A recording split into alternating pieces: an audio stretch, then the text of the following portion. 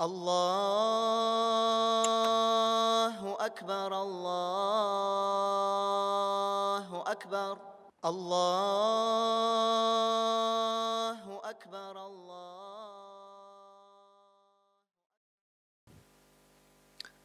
بسم الله الرحمن الرحيم الحمد لله والصلاة والسلام على رسول الله وعلى آله وأصحابه ومن والاه وبعد. Алхамдулилля, дорогие братья, продолжаем с вами изучение суры Аль-Бакара. И последние аяты, которые изучили, эти были аяты о том, что человеку, призывающему людей к благому, побуждающему или же порицающему дурное, самому следует в первую очередь поступать согласно своим словам.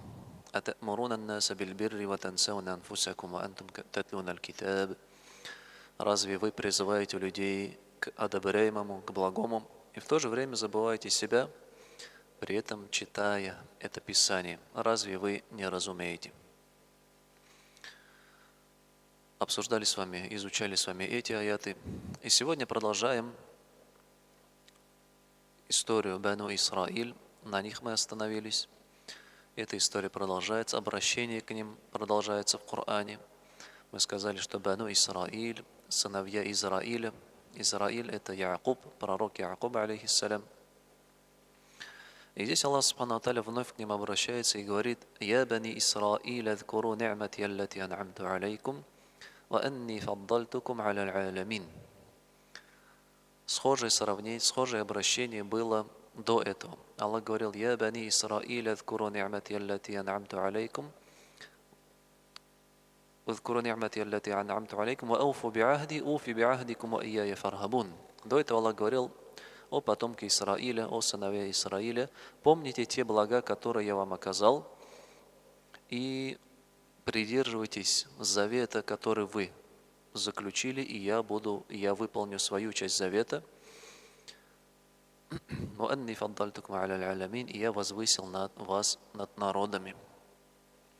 И здесь такое же обращение начинается: «Я бани Исраиль, адкуру ни'мати аллати ан'амту алейкум, ва анни фаддалтукум аля аль-алямин». О сыны Исраиля, помните те блага, которые я вам оказал. Что это были за блага, о которых говорится, которые Аллах Субханаху ва Тааля даровал потомкам Исраиля, Бану Исраиль, иудеям? Это знание, это большое количество пророков, посланников и власть, могущество, богатство в те времена, когда они были единобожниками, в те времена, когда они были покорными рабами Всевышнего Аллаха Субхану ва Тааля. Во время пророка Юсуфа, алейхиссалям, когда они переехали в Египет, во время Мусы и Моисея, алейхиссалям, и во времена других посланников и пророков, тогда, когда они руководствовались этими посланиями, когда они были покорными рабами Всевышнего Аллаха Субхану ва Тааля, Аллах даровал им эти милости. «Ва анни фаддалтукум аля аль-алямин», и я возвысил вас над алямин. Алямин. Это слово алямин мы каждый день, в каждом намазе, в каждом ракаате читаем. И говорим: «Альхамдулиллахи Раббил алямин». И переводим мы его: «Хвала Аллаху, Господу миров». Алямин, галямнар, то, о чем мы тоже говорим. И здесь также Аллах говорит: «Ва анни фаддалтукум аля аль-алямин», и я возвысил вас над алямин. Можно перевести как «над мирами». Но что же такое алямин, если вернуться к словообразованию в арабском языке? Алямин — множественное число, от алям. И также однокоренное с ним слово есть алямун, знак, указание. Аляма, бильге. Алямун — указание, знак, бильге. Как, например, мы говорим: алямату саа, киямат кана галяматлары, признаки, знаки наступления судного дня. Так вот же ученые говорят, что алямун, алямин, то есть мир, назван алям, дунья, галям деп аталган татарчада. Мир назван алям в арабском языке от слова аляма, знак, указание. Потому что этот мир сам по себе является указанием на кого? На Творца. И поэтому все, что помимо Аллаха, именуется алям, мир. Алям, мир или указание, знак, который указывает на своего Творца. Все, что в этом мире. Еще раз повторим, да? Слово алямин – это все, что помимо Аллаха. Все, что существует помимо Аллаха, субхану ва тааля. Все его творения. И они названы этим словом, потому что являются указанием, да, доказательством, которые указывают на то, что у них есть Творец. И в этом смысл слов, где Аллах Субхану ва Тааля говорит: «Инна фи халки самавати валь арды ва ихтиляфи лейли ван нахари ла аяти ли улил альбаб». Воистину в сотворении небес и земли, в смене дня и ночи есть знамения, либо указания для людей, обладающих разумом. Указание на что? На то, что у всего этого есть Творец. И поэтому, когда мы в суре Фатиха говорим «Альхамду лилляхи раббил алямин», хвала Аллаху Господу миров, да, имеется в виду хвала Аллаху Господу всего сущего, которое само по себе является еще и доказательством существования Творца Аллаха Субхану ва Тааля. И вот что говорится: «Я возвысил вас над мирами, над творениями, над людьми того времени», в то время, когда они жили и когда исповедовали покорность Всевышнему Аллаху, единобожие, когда были муслимами, покорными рабами Аллаха, мусульманами. Но если говорить в общем, то есть Бану Исраиль и иудеи, они были выше других народов, их Аллах Субхану ва Тааля почтил, возвысил в свое время, когда они проживали и исповедовали единобожие. Но если же говорить в общем, за всю историю человечества, значит, Бану Исраиль в свое время были. Но если в общем говорить, то лучший народ – это народ или умма, последователи пророка Мухаммада, саллаллаху алейхи вассалям. Как об этом в Коране Аллах Субхану ва Тааля говорит: «Кунтум хайра умматин ухриджат линнас». Вы являетесь лучшим народом, который вышел среди людей. Вы являетесь лучшим народом. Это уже обращение к кому? К последователям пророка Мухаммада, саллаллаху алейхи вассалям. «Та'муруна биль ма'руфи ва танхауна анил мункар». Вы побуждаете к одобряемому и порицаете порицаемое, останавливаете порицаемое. «Ва ту'минуна биллахи». И вы веруете в Аллаха. «Валав аман ахалюль китаби лакана хайран лахум». Если бы люди Писания тоже уверовали, это было бы благо для них. Значит, этот аят, еще раз повторим: «Я бани Исраиля, зкуру ни'мати аллати ан'амту алейкум, ва анни фаддалтукум аля аль-алямин». О Бану Исраиль, о сыны Израиля, иудеи, помните те блага, которые я вам оказал, и то, как я вас возвысил над другими народами. Смысл помнить блага мы уже говорили, что подразумевает. То есть помните те блага и будьте благодарными за них. А благодарность за благо подразумевает благодарность в сердце, благодарность словами и благодарность поступками, совершая те действия, которыми будет доволен Всевышний Аллах Субханаху ва Тааля. И Он возвысил их в то время, и если вы будете следовать за этими повелениями Аллаха, которые принес пророк Мухаммад, саллаллаху алейхи вассалям, то вы опять обретете что? Это величие, это достоинство. Да, как Аллах в другом аяте, мы только что зачитали, да, в суре Аль-Имран сказал: «Валяу аман ахлюль китаби лакана хайран лахум». И если бы люди Писания уверовали, это было бы благо для них. Они бы вновь эти блага обрели, которые у них были. И следующий аят, Аллах Субхану ва Тааля говорит: «Ваттаку яуман ла таджзи нафсун ан нафсин шай'а, ва ла юкбалу минха шафа'атун, ва ла юхазу минха адлун, ва ла хум юнсарун». И бойтесь того дня, когда ни один человек не принесет пользы другому, и не будет принято заступничество, и не будет возможности откупиться, и не будет у них помощников. бойтесь того дня, когда ни один человек не поможет другому, не будет принято заступничество, не будет возможности откупиться и не будет у них помощников. Аллах Субханаху ва Тааля, этот день, это, конечно же, какой день? Судный день. Яумуль Кияма, день стояния, когда все творения предстанут перед Аллахом, перед их Господом. Это Яумуль Ахир, это последний день. Это ас-саа, это мгновение, это час. Это аль-кариа, это великое бедствие. Это ас-саха, это оглушительный глаз.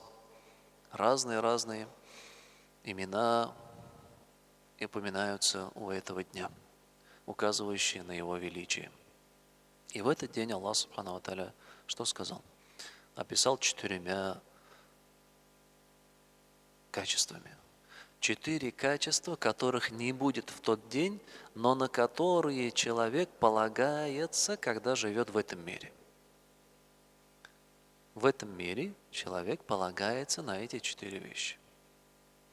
Он ищет помощи, поддержки, решения своих проблем, трудностей, либо приобретения блага посредством этих 4 вещей.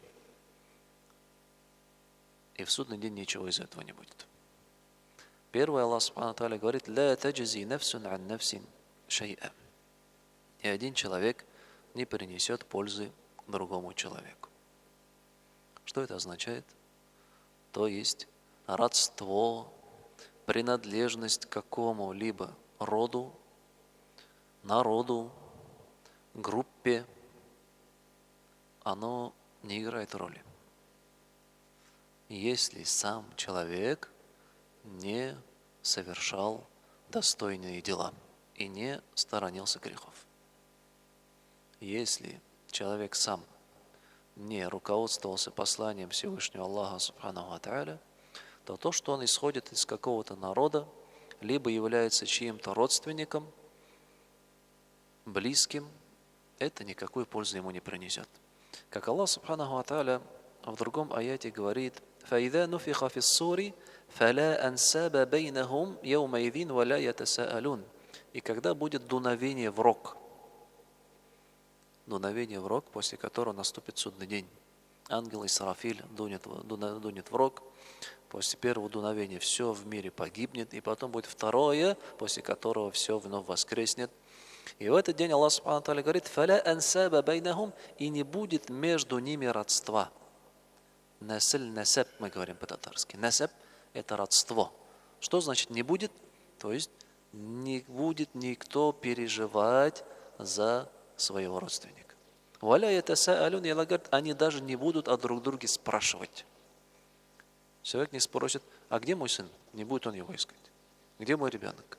Или где мои родители? Где мой брат, сестра, дядя, тетя, бабушка, дедушка? Люди не будут искать друг друга даже. Ля ятасаалюн, а друг друге спрашивать даже не будут. Почему? Потому что в другой суре Аллах Та'аля говорит: «Ликулли мриим минхум яумаидин ша'ну югни». В суре Абаса: у каждого человека в этот день будет забота о себе, переживание о себе. Забота о себе, переживание о себе. И также Аллах Субхану ва Тааля говорит, что «Я аюханнасу аттаку раббакум вахшау яуман ла яджзи валидун ан валадихи валя маулудун хуа джазин ан валидихи шей'a». О люди, страшитесь и бойтесь того дня, и страшитесь, бойтесь вашего Господа и страшитесь того дня, когда родитель ничем не поможет своему ребенку. И также ребенок, он ничем не поможет своему родителю. Ребенок ничем не поможет своему родителю. И об этом также хадис есть. Когда пророк Мухаммад, саллаллаху алейхи вассалям, ему было велено «Ваанзир аширатака аль-акарабин», ему велено увещевать, призывать близких своих родственников, он вышел и обратился к ним. И побудил их, призвал их откупить себя от наказания Аллаха. Каким образом откупить? Уверовав и совершая благие деяния. И когда он обращался, он каждому к своим народам обращался, к своему плению обращался и поименно к некоторым обращался, как, например, он обратился к своей тете и говорит, да, я София, аммату Расулиллахи саллаллаху алейхи салям, ля угни анки мин Аллахи шай'a, о София, о моя тетя, я ничем перед Аллахом тебе не смогу помочь. И также обратился к своей дочери, я Фатима бинта Расулиллахи, о Фатима, дочь посланника Аллаха.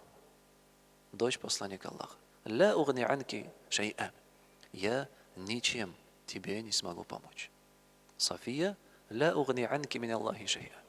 Тетя, дочь, брат, отец, родители. Мы знаем, что пророк, саллаллаху алейхи вассалям, да, своим родителям даже не может помочь. Абдулла и Амина, которые не были мусульманами, он не сможет им помочь. И поэтому удивительное состояние, да, положение человека, который говорит, вот у меня дед был мулла, да, часто это происходит. Либо у меня там родственник читает, либо муж говорит, вот у меня жена читает. Такое часто появляется. Да, либо жена говорит, вот у меня муж в мечеть ходит. Либо родители говорят, вот у меня дети тоже на намазе. Да, у меня дочь тоже в платок носит. А при этом сами ничего не соблюдают. Так вот же то, что чей-то твой родственник, да, сын, дочь, родители, родственники, что они делают какие-то благие дела, это тебе не принесет пользы, если ты сам не будешь совершать эти благие поступки. От этого не будет пользы.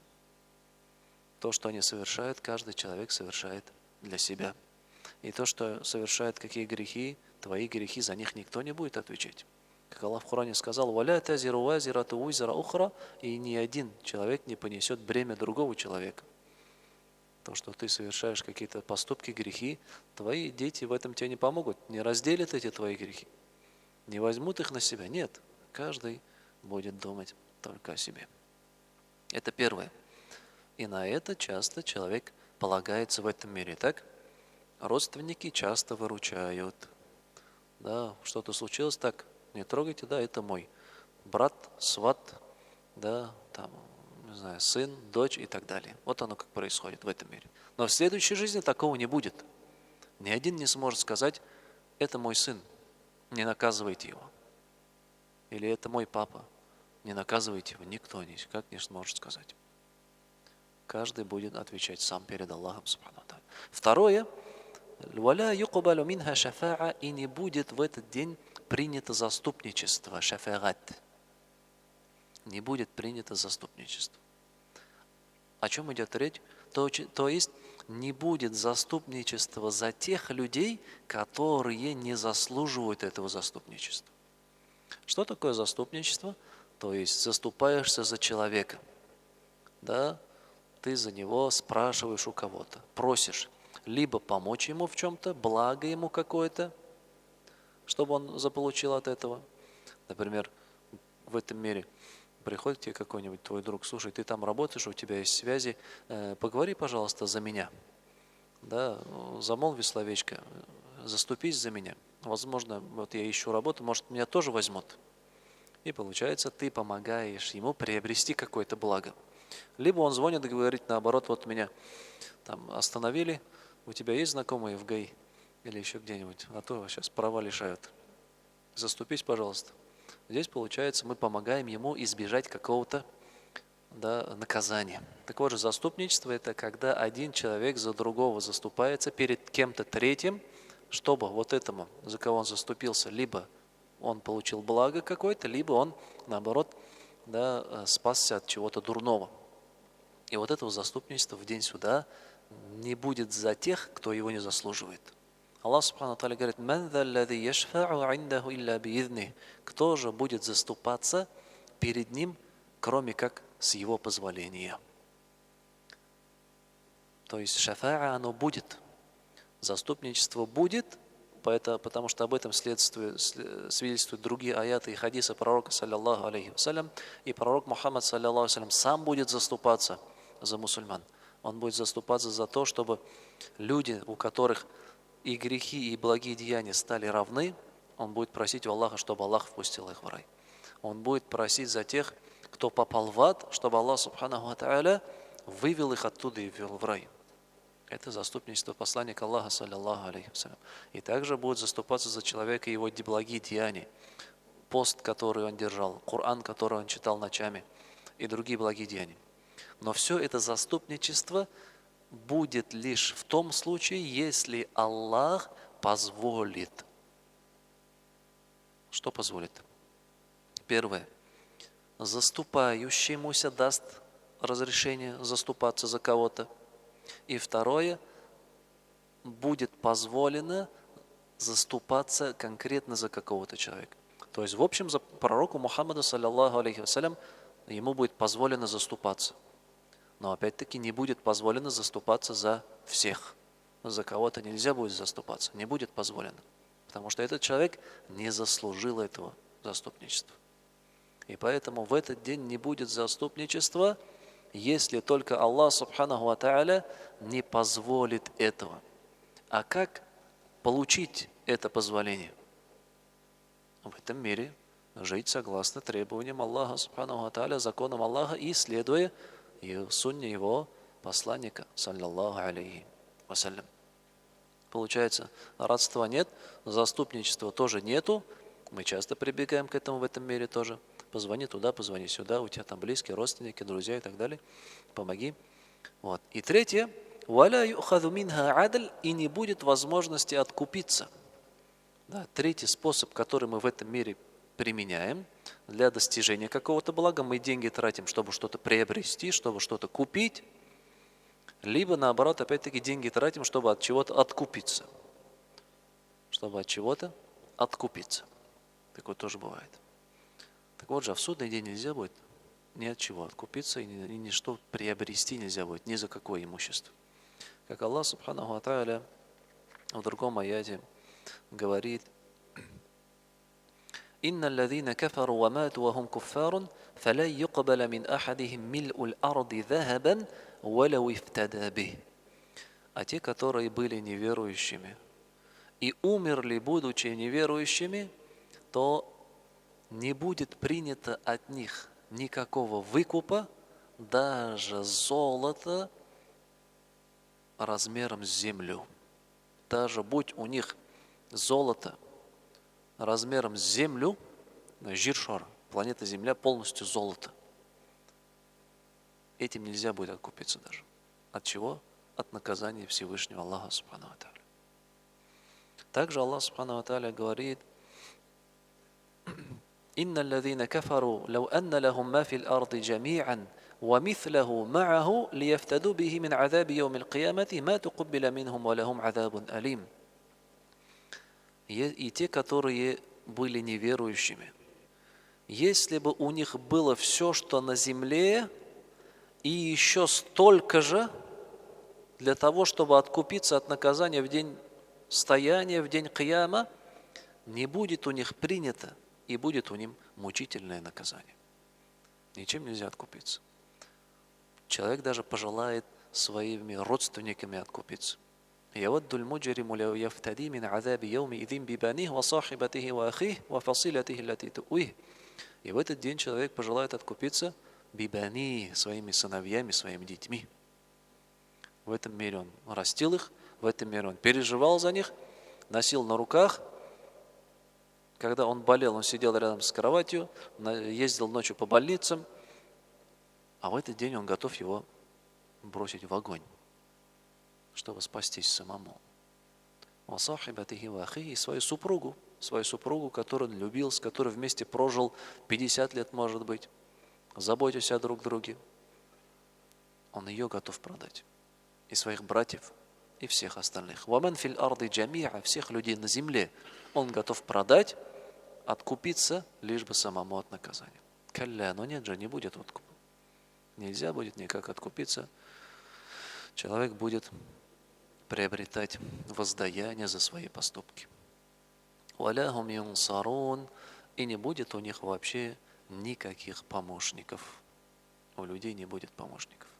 Опять-таки мы говорим о людях, которые были неверующими, сочли ложью знамения Аллаха Субхану ва Тааля, его религию, послания Его пророков, послания пророка Мухаммада, саллиллаху алейхи вассалям, не руководствовались этим, не жили согласно ему, не сторонились греховного, не выполняли повеления Аллаха субхану ва тааля, и им ничего не поможет.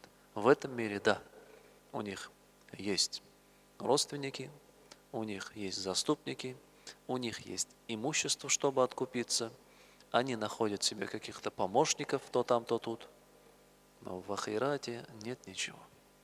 В ахирате человек один, каждый сам за себя. Каждый сам за себя. И перед Аллахом со своими поступками, со своими делами. На этом мы, иншаллах, сегодня завершим. И это у нас была последняя лекция до хаджа. Возможно, после хаджа, летом, дай Аллах, если будет возможность, уроки, лекции, возможно, возобновим. Но пока на этом мы завершаем цикл лекций. Дай Аллах субхану ва тааля нам благо, пользу во всех тех знаниях, которые мы приобрели. И просим Аллаха субхану ва тааля, чтобы Он облегчил нам применение этих знаний в жизни. Ведь знание, оно пользу приносит лишь в том случае, если оно применяется.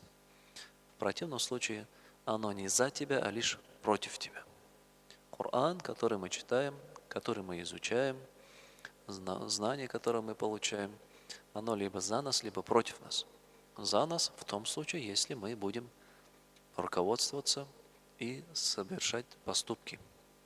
Но против нас будет, если мы не будем ничего выполнять, даже зная.